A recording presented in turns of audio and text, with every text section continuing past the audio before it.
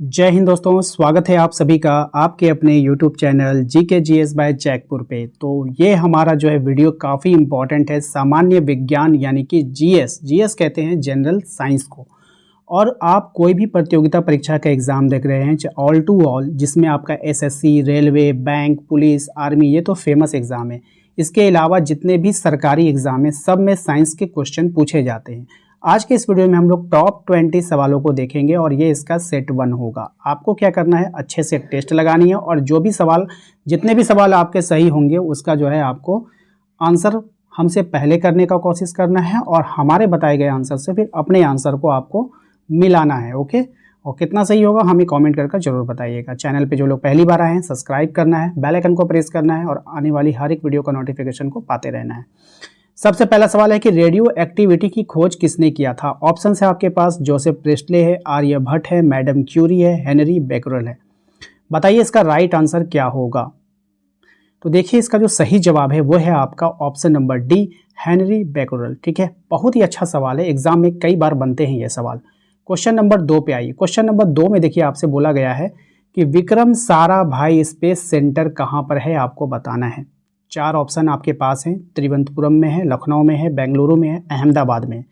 बताइए Vikram Sarabhai space centre कहाँ पर है। तो विक्रम साराभाई स्पेस सेंटर आपका कहाँ पर है, तिरुवनंतपुरम में है। ऑप्शन नंबर ए इसका करेक्ट आंसर हो जाएगा। ओके, सबको समझ में आ रहा होगा। आइए आगे बढ़ते हैं। एंटीसेप्टिक सर्जरी का सूत्रपात किसने किया था, आपको बतानी है। Robert Hooke, Joseph Lister, Joseph Presley या फिर रॉन्जन है ना, रॉन्जन है आपका। ऑप्शन नंबर ए छूट गया था हमारा। तो बताइए इसका राइट आंसर क्या होगा। तो जोसेफ लिस्टर, क्या हो जाएगा, जोसेफ लिस्टर। एंटीसेप्टिक सर्जरी का सूत्रपात किया था इन्होंने। आइए अगले सवाल पे आते हैं। क्वेश्चन नंबर 4 में कह रहा है कि कवक के अध्ययन को क्या कहते हैं। कवकों के अध्ययन क्या कहलाता है, आपको बताना है। ऑप्शन आपके पास है माइकोलॉजी, एंटोमोलॉजी, नेफ्रोलॉजी या फिर जेनेटिक्स। सही जवाब होगा इसका mycology. Option number A correct answer होगा। क्वेश्चन नंबर आइए 5 में कह रहा है 1948 में गठित परमाणु ऊर्जा आयोग के अध्यक्ष कौन थे। 4 ऑप्शन आपके पास हैं, चंद्रशेखर आजाद, चंद्रशेखर है, सीवी रमन है, होमोजी भाभा है, हरगोविंद खुराना है। बताइए इसका सही जवाब क्या होगा। तो होमी जहांगीर भाभा यानी कि होमोजी भाभा। ठीक है, आगे बढ़े। सिक्कों का अध्ययन क्या कहलाता है, आपको बताना है। सिक्कों का अध्ययन क्या कहलाता है ये आपको बताना है। तो सिक्कों का अध्ययन यहाँ पे कहलाता है न्यूमिस्मैटिक। क्या कहलाएगा, न्यूमिस्मैटिक सिक्कों का अध्ययन कहलाएगा। चलिए नेक्स्ट सवाल है आपका, E बराबर MC² का प्रतिपादन किसने किया है। यानी कि सिंपल है, आपसे पूछा गया है कि E बराबर MC² का जो समीकरण है वो किसने दिया है, आपको यहाँ पर ये बताना है। तो काफ़ी फेमस समीकरण है, आप लोगों ने भी पढ़ा होगा कि इस समीकरण को दिया था अल्बर्ट आइंस्टीन ने। किसने दिया है, अल्बर्ट आइंस्टीन ने दिया है। ऑप्शन नंबर ए हो जाएगा। नेक्स्ट आइए, सेलुलर एवं मॉलिक्यूलर जीव विज्ञान केंद्र कहाँ पर है। हैदराबाद में, बेंगलुरु में, तिरुवनंतपुरम में, कोलकाता में। आपको बताना है कि ये जो है ये कहाँ पर है, ये बताइए आप। तो ये जो है ना, ये आपका हैदराबाद में, कहाँ पर है, हैदराबाद में है, याद रखिएगा। आइए अगले सवाल पे आते हैं। सापेक्षता का सिद्धांत किसने दिया है, आपको बतानी है। तो सापेक्षता का जो सिद्धांत दिया है वो किसने दिया है। तो सापेक्षता का सिद्धांत दिया है, बताइए। आइंस्टीन ने, डार्विन ने, डाल्टन ने या फिर कैवेंडिश ने। तो सापेक्षता का सिद्धांत भी आपका आइंस्टीन नहीं दिया। ठीक है, ऑप्शन नंबर ए हो जाएगा। इसके बाद है हमारा अगला सवाल कि डीएनए एवं फिंगरप्रिंट केंद्र जो है वो कहाँ पर स्थित है। काफ़ी फेमस सवाल है, आपको बतानी है। देखिए मैंने इंग्लिश मीडियम वालों का भी ख्याल रखा है, इसलिए मैंने इंग्लिश में भी क्वेश्चन को लिख दिया है, तो आपको काफ़ी हेल्प मिलेगा। ठीक है, तो डीएनए एवं फिंगरप्रिंट केंद्र जो है वो कहाँ पर है, आपको बताना है। तो ये केंद्र आपका है हैदराबाद में। कहाँ पर है, हैदराबाद में है। Option number D correct answer हो जाएगा। क्वेश्चन नंबर 11 है आपका कि भारतीय अंतरिक्ष अनुसंधान इसरो जो है वो कहाँ पर है, ये बताइए।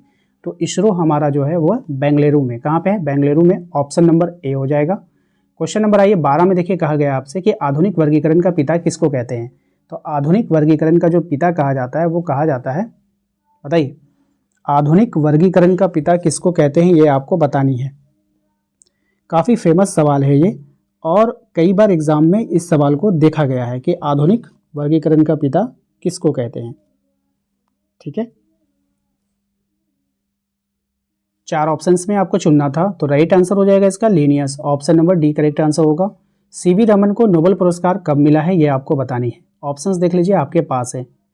ठीक है, सीवी रमन को नोबेल पुरस्कार कब दिया गया था ये आप बता दो, इसका राइट आंसर क्या होगा। तो सीवी रमन को जो नोबेल का पुरस्कार मिला है ये कब मिला है ये आपको बतानी है। तो सही जवाब हो जाएगा इसका 1930 में। कब मिला है? 1930 में मिला है सीवी रमन को नोबेल पुरस्कार। कब मिला है? 1930 में। ठीक है, आइए आगे बढ़ें। कोशिका का अध्ययन क्या कहलाता है? काफ़ी फेमस सवाल है और हर एग्जाम में आता है ये। तो कोशिका का अध्ययन कहलाता है आपका साइटोलॉजी। क्या कहलाता है? Cytology. Option number C correct answer होगा। क्वेश्चन नंबर आते हैं 15 में। कहा गया है कि परमाणु के नाभिक की खोज किसने किया था? बहुत ही अच्छा सवाल है, फेमस सवाल है ये कि परमाणु के नाभिक की खोज किसने किया है। तो इसको किया है रदरफोर्ड ने, याद रखिएगा। ऑप्शन नंबर ए हो जाएगा। नेक्स्ट आते हैं हम लोग अगले सवाल पे। कह रहा है कि कोशिका सिद्धांत किसने दिया है? तो कोशिका सिद्धांत आपको दिया था, ये बताना है किसने दिया है। ये भी अच्छा सवाल है। ठीक है, कोशिका की खोज अलग होता है, सिद्धांत अलग होता है। तो सिद्धांत दिया था स्लाइडेन एवं श्वान ने। ठीक है, option number B correct answer हो जाएगा। नेक्स्ट सवाल है सूर्य के द्रव्यमान के 1.4 गुनी सीमा जो है वो क्या कहलाती है? यानी कि इस नियम को हम लोग क्या बोलते हैं? Times solar mass limit is known as. किस नाम से ये जाना जाता है ये आपको बताना है। तो ये जाना जाता है चंद्रशेखर सीमा के नाम से जाना जाता है। ठीक है, याद रखिएगा, अच्छा सवाल है, एग्जाम में आता है। क्वेश्चन नंबर आते हैं 18 में। कह रहा है कि शैवालों का अध्ययन क्या कहलाता है? फेमस सवाल है ये भी।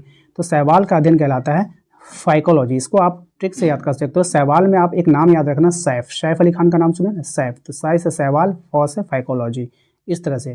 ठीक है, याद रहेगा। इसमें पूछा गया आपसे कि क्रेकोग्राफ नहीं होगा, यहाँ पे क्रेस्कोग्राफ होगा। ठीक है, इंग्लिश में यहाँ पे स्पेलिंग सही है। अगर हम हिंदी की बात करें तो हिंदी में इस तरह से लिखा जाता है क्रेस्कोग्राफ। ठीक है, इस तरह से रहेगा क्रेस्कोग्राफ। ठीक है, इस तरह से स्पेलिंग रहता है। तो क्रेस्कोग्राफ यंत्र की खोज जो है वो किसने किया था आपको बताना है। तो जगदीश चंद्र बोस ने। ठीक है, ये पौधों से संबंधित होता है। क्वेश्चन नंबर आते हैं 20 में। कह रहा है नेशनल केमिकल लेबोरेटरी कहाँ पर स्थित है? तो नेशनल केमिकल लेबोरेटरी आपको बताना है कि ये कहाँ पर है। इसका राइट आंसर आपको देना है। ठीक है, तो ये हो जाएगा आपका, ये जो केमिकल लेबोरेटरी है नेशनल, ये पुणे में है। कहाँ पर है? पुणे में है। Option number B correct answer हो जाएगा। तो टोटल हमने आपसे 20 सवाल पूछे हैं। 20 में से आपने कितना सही कर पाया वो हमें ज़रूर बताइएगा। इसको अच्छे से कर लो आप लोग। ये सारे सवाल आपको आने चाहिए। अगर आप कंपटीशन के लेवल में उतर रहे हो, अगर आप सोच रहे हो कि मुझे नौकरी चाहिए, अगर आप सोच रहे हो कि मैं कोई सा एग्ज़ाम निकालूंगा, तो आप ये सब बेसिक सवालों से, सवाल काफ़ी टफ आते हैं, लेकिन ये सवाल अगर आपको नहीं आ रहे हैं साइंस के, तो फिर कहीं ना कहीं आपके बेस कमज़ोर हैं, दिक्कत है आपको। ठीक है, तो आपको इसको मजबूत करना होगा, अपने आप के अंदर कॉन्फिडेंस लाना होगा। और यकीन जानिए, इस चैनल के माध्यम से हम आपको काफ़ी प्रिपेयर कर देंगे।